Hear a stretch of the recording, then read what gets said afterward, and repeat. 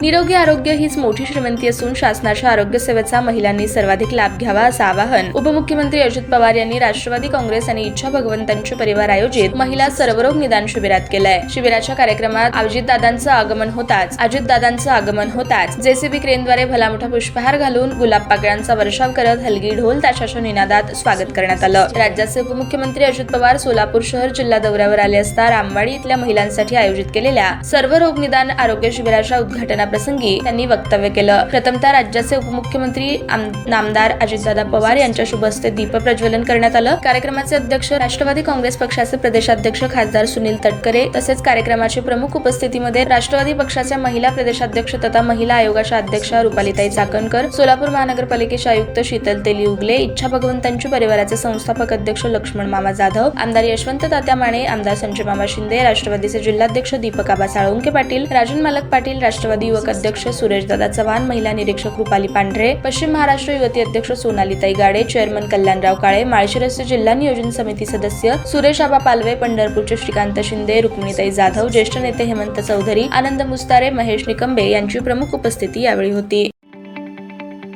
ताज्या बातम्या पाहण्यासाठी प्राईम महाराष्ट्र न्यूज चॅनलला सबस्क्राईब करा।